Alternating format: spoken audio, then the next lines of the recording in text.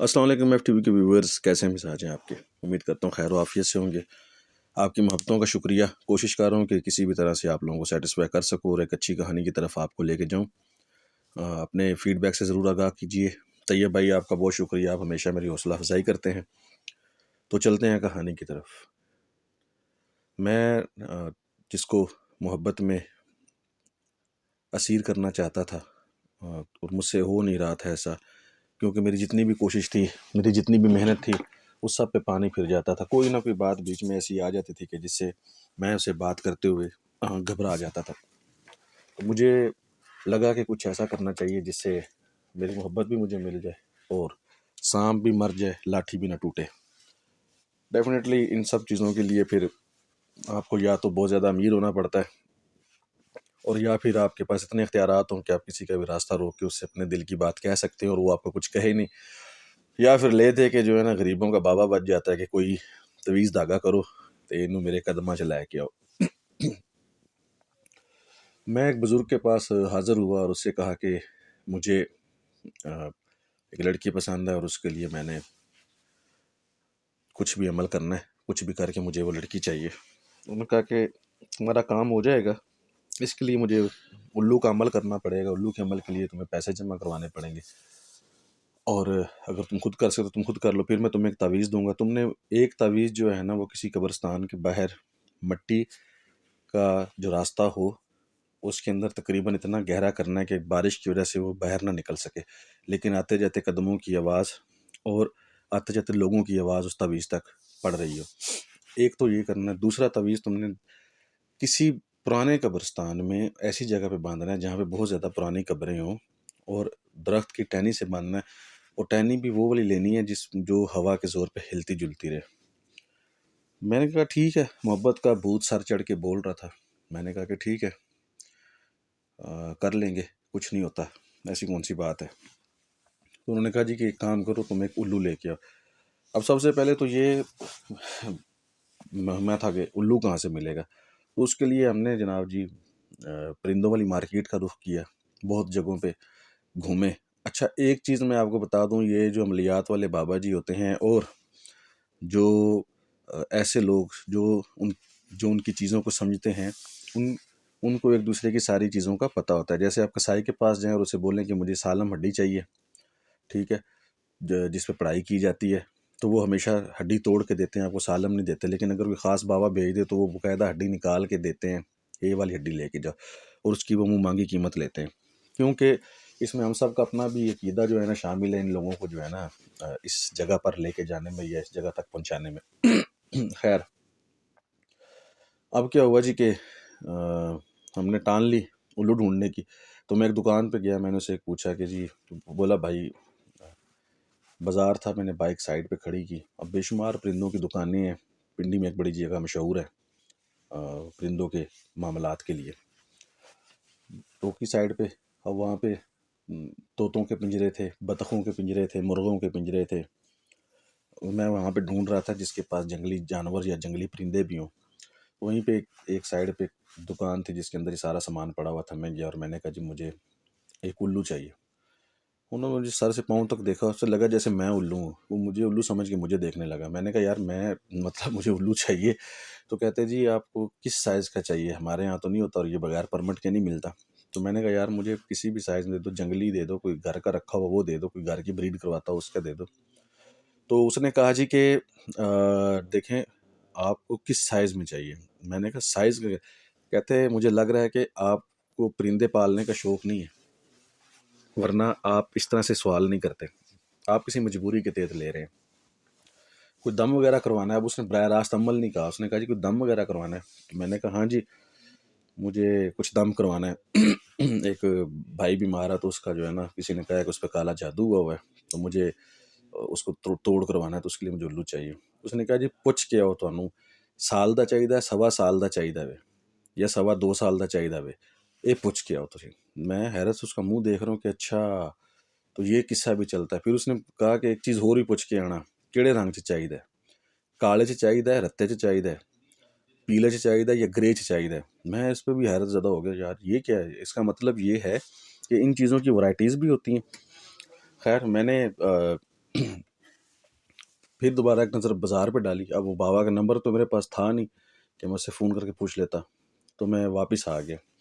جب واپس آیا تو بابے نے کہا جی 1.25 سال کا چاہیے اور کالا چاہیے۔ میں نے کہا اچھا جی ٹھیک ہے۔ اب میں نے بابا کی کٹیا کی طرف دیکھا، مطلب کٹیا کیا تھا، کمرہ تھا، آج کل تو بابے جنگلوں میں تھوڑی بیٹھے ہوتے ہیں، آج کل تو بابے شہروں میں گھروں کے اندر بیٹھے ہوتے ہیں۔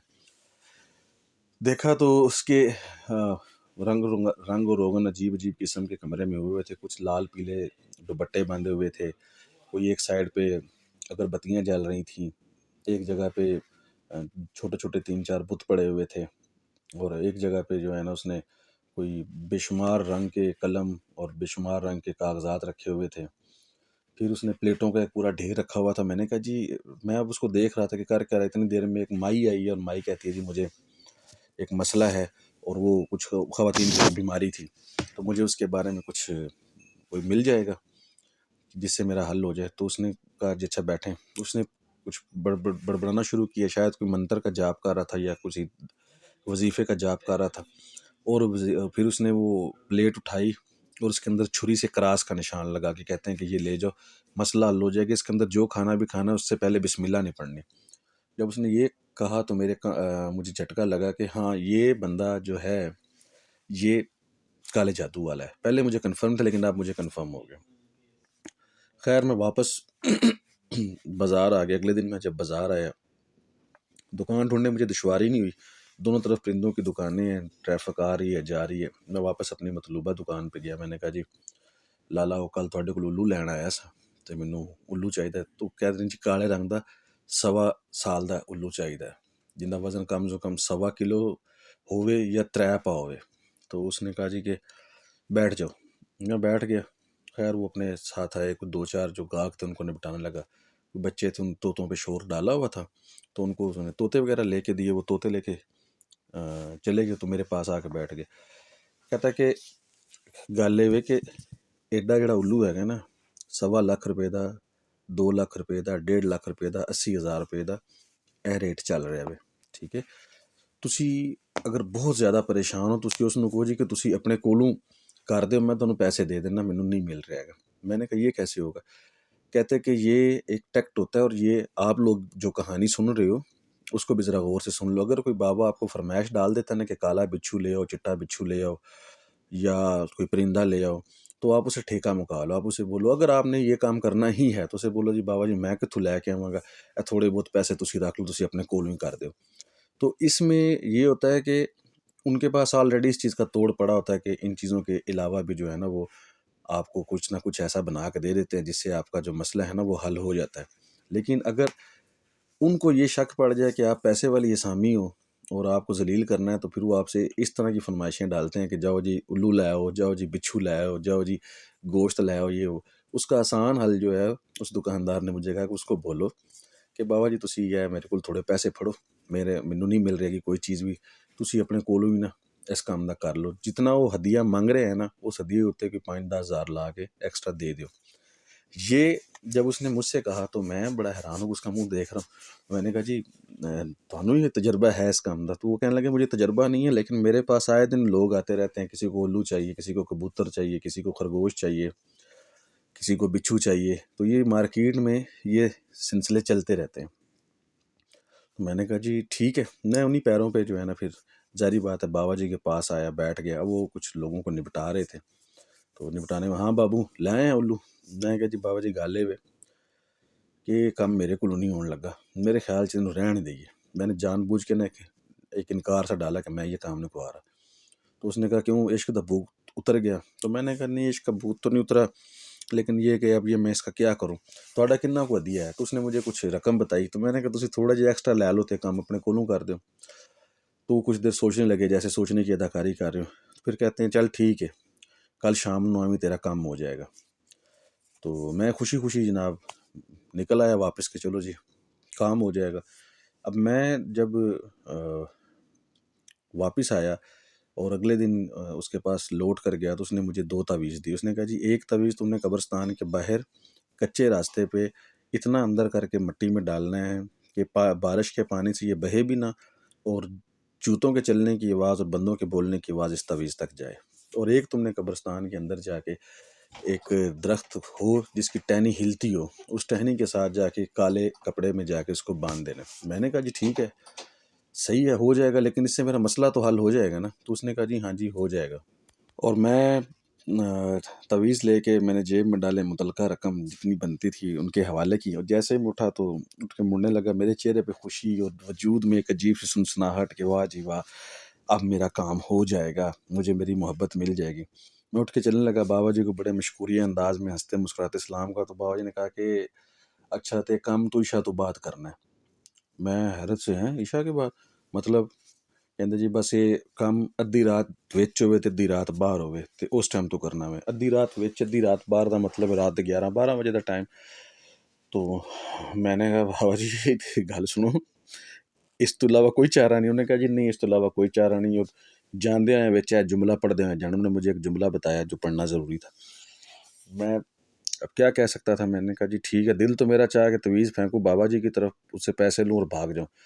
پھر وہ محبت آڑے آ گئی اور میں نے کہا چلو کسی دوست یار کو ساتھ لے جاؤں گا تو یہ کام کر لیں گے۔ چلیں رکھتے سفر شروع کیا جناب صاحب، میں قبرستان والی سائڈ پہ آ گیا۔ اب مجھے رات ہونے کا انتظار تھا، میں نے پہلے آ کے قبرستان میں گھوم پھر کے جگہ شگہ دیکھی۔ اب ایک طرف ہائی وے تھا، وہاں سے تو 24 آور ہی قبرستان کے پاس سے گاڑیاں گزرتی رہتی تھی، لیکن اونچائی پہ تھا چونکہ قبرستان، وہاں سے نیچے تک 20 سے 25 فٹ جگہ تھی کہ اگر آپ جمپ لگاتے ہیں روڈ کے اوپر تو آپ کو تقریباً 20 فٹ جو ہے نا وہ نیچے چھلانگ لگانی پڑے گی، نیچے سے گاڑیاں جا رہی تھیں۔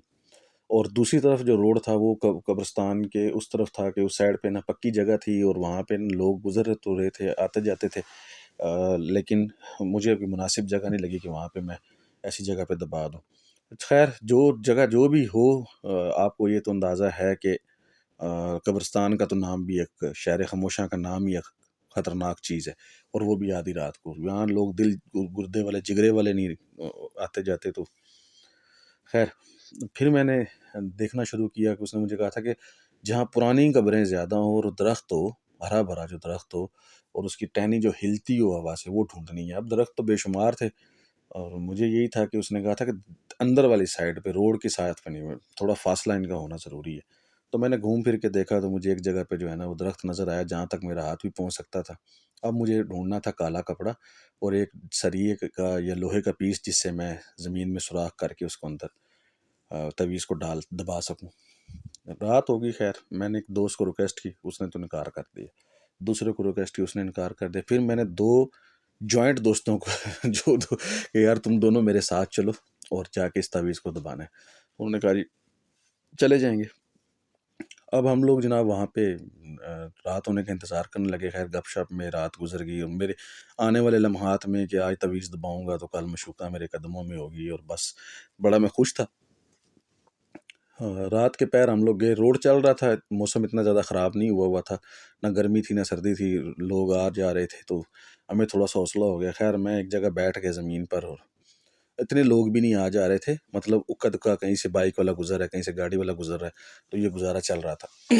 میں نے خیر اس کے اندر وہ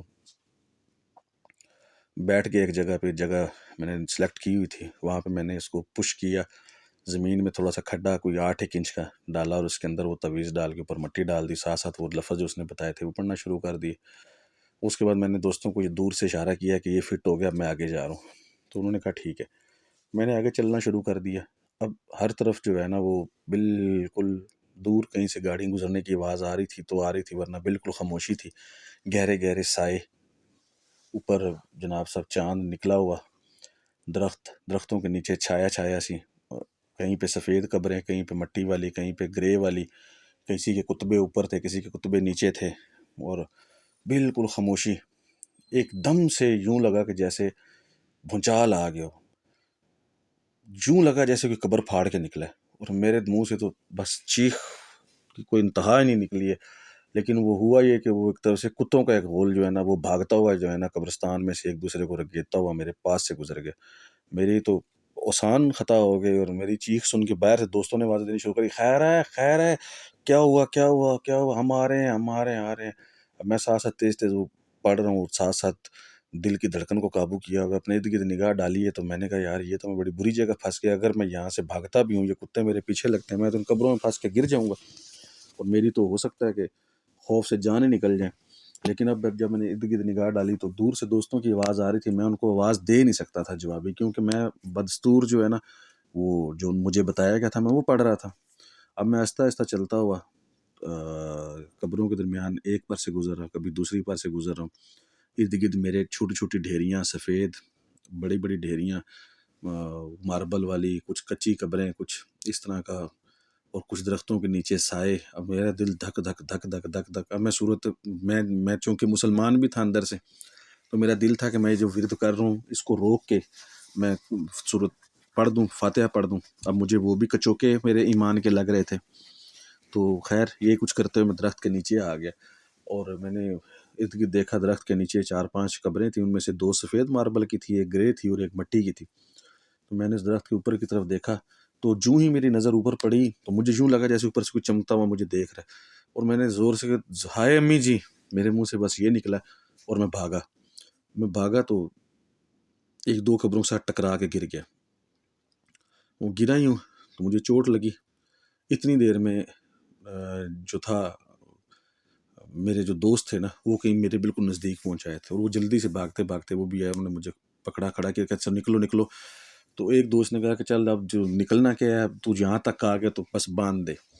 میں نے اس کے منہ کی طرف دیکھا، اندھیرے میں کچھ عجیب سا مجھے لگا کہ جیسے یار یہ بندہ اس سچویشن میں بھی مجھے دلاسا دے رہا. مجھے اس پہ خیر بے اختیار جو ہے نا لاڈ آ گیا. میں نے اس کے کندھے پہ ہاتھ مارا، اس نے میری کمر پہ ہاتھ مارا کہ چل کچھ نہیں ہوتا. تو میں تھوڑا آگے ہوا، اور آگے ہو کے میں نے ٹیننگ کے ساتھ نا وہ کالے کپڑے میں لپٹا ہوا تعویذ باندھ دیا، اور اس کو ایک دفعہ ہلا دیا، اور واپسی کی طرف ہم لوگ مڑ آئے. پیچھے مڑ کے دیکھنا نہیں تھا. خیر میں اتنی دیر میں وہ اپنا وہ منتر یا جو بھی اس نے دیا تھا میں پورا کر چکا تھا. تو میں نے کہا کہ فاتحہ کر لیں. تو میرے ایک دوست نے کہا کہ تو جو کام کر کے آ رہا ہے اس کے بعد لگتا نہیں ہے کہ تجھے فاتحہ کرنی چاہیے، شرم آنی چاہیے تجھے یہ بات کرتے ہوئے بھی. ایک تو کالا علم کر رہا ہے، اور اوپر سے تو اس طرح کی رکھتا ہے بیکار ہے. مجھے تھوڑی سی اپنے آپ میں گلٹ ہوئی، تھوڑی شرمندگی بھی مجھے ہوئی. تو خیر ہم قبرستان سے باہر آ گئے، اور یہ کہانی سناتے ہوئے مجھے بڑا عجیب سا لگ رہا تھا، لیکن سچ تھا. میں نے یقوت کی طرف دیکھا، یقوت نے میری طرف دیکھا، اور میں نے کہا کہ اس بندے کی یہ ساری سٹوری تھی، اور اس کا تعویذ اس خاتون نے غلطی سے کھول دیا تھا. جو اس کے پیچھے چیزیں پڑ گئیں، کیسے کھولا تھا، کیسے چیزیں پیچھے آئی تھیں، یہ کہانی آپ کو اگلی قسط نمبر 39 میں سنائی جائے گی. کہانی کے فیڈ بیک سے ضرور آگاہ کیجیے گا، اپنی محبتوں سے ضرور آگاہ کیجیے گا. چلتا ہوں، اللہ حافظ.